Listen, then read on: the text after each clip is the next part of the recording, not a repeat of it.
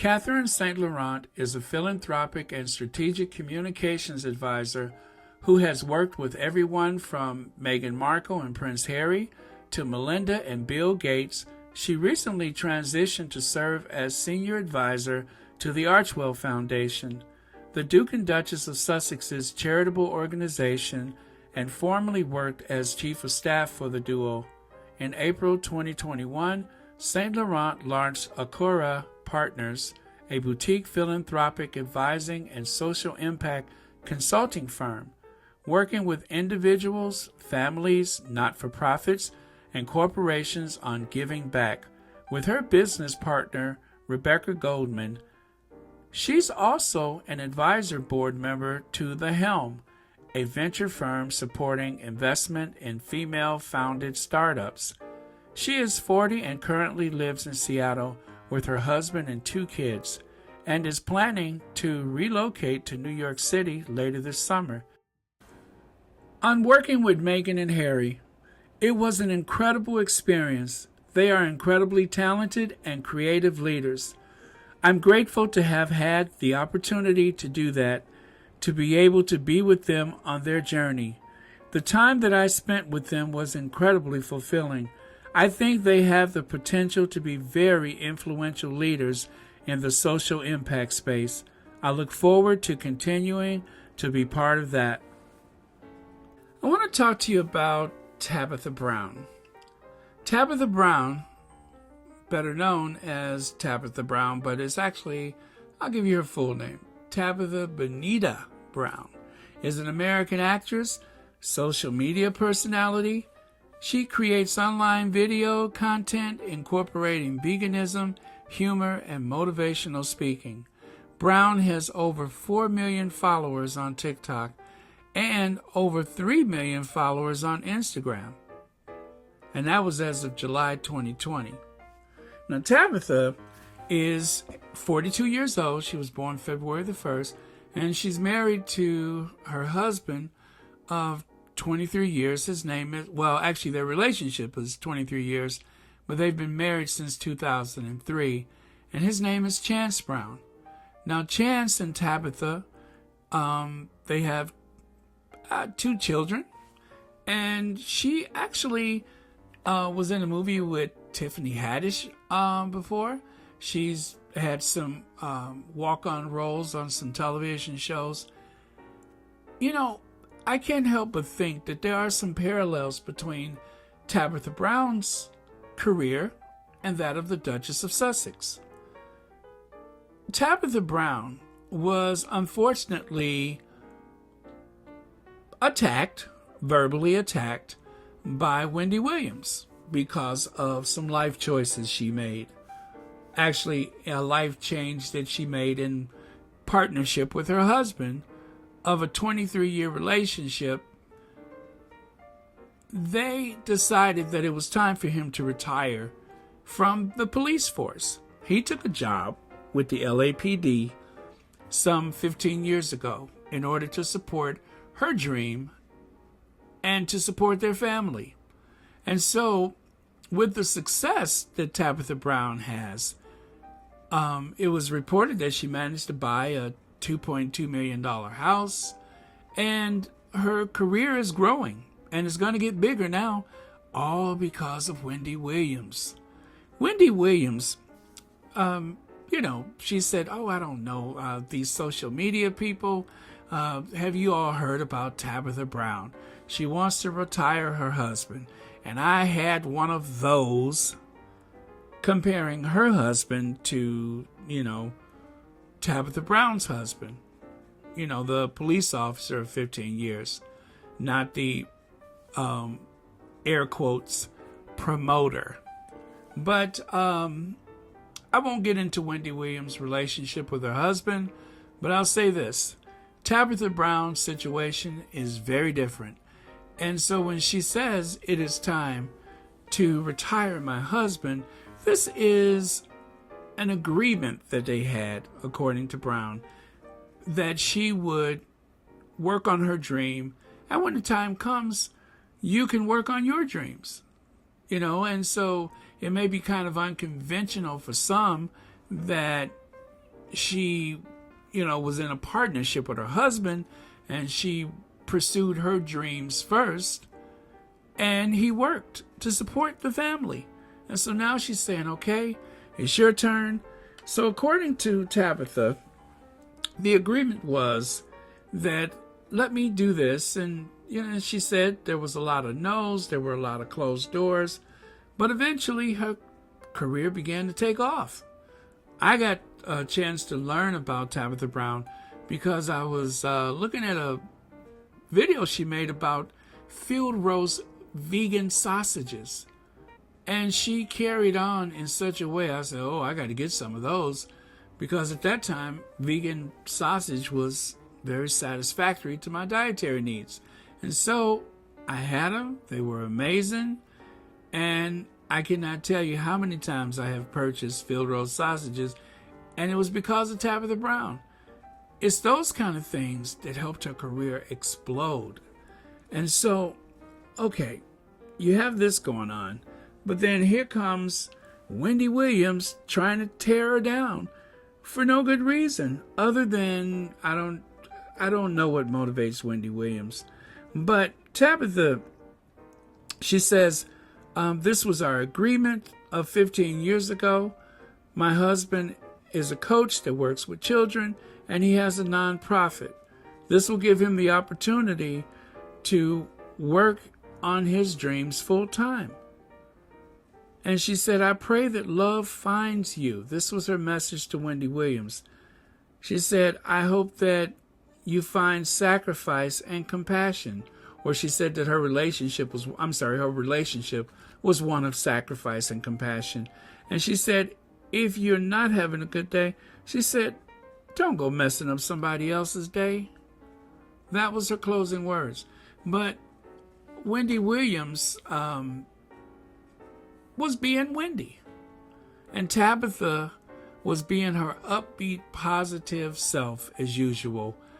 And that is why she has been so successful. There was a time and a place for the shocking words of a Wendy Williams, but the world has changed. And I know some people like to make fun of this idea of a safe space and, I'm taking my power back. All of those catchphrases, you know what, there is some merit to that, I would say. We can make fun of them if we want, but the young people have a different standard. They see no purpose for such volatility coming from people on the social media, in their workplace. They don't want that. They're rejecting it. The next generation is rejecting those types of things. And so they're really rejecting the Perez Hiltons, the Wendy Williams, and so many other people like that. They don't want it. I certainly don't want it. So Tabitha Brown made another video, and she directed that video towards the likes of Wendy Williams, where she said that I just wonder, what is it about my happiness that triggered you? What is it about my happiness that triggers you? And so I got to thinking about that. I'm like, is the marriage of that family in Kensington Palace, Amber Hall, so awful that they were triggered by the Duke and Duchess of Sussex? Is that what triggered them? Is it not just the jealousy? It was the happiness. It was the partnership, a genuine partnership. And that was the word that Tabitha Brown used. She said a genuine relationship, a genuine love. And I can't help but think that is what triggered the Cambridges. That is what triggered them. And then the co-conspirators, the rest of the staff, they were given their orders. I said it before, and I'll say it again. And so far, no one has disputed my claim that William's power and control of everything at Kensington Palace seems to be pretty absolute. It is a royal residence. Who else would be in charge besides that bully, William Cambridge. Who else would be surprised? Or should I say, who else would be in a position of authority but the senior royal in that position? So nobody has disputed that.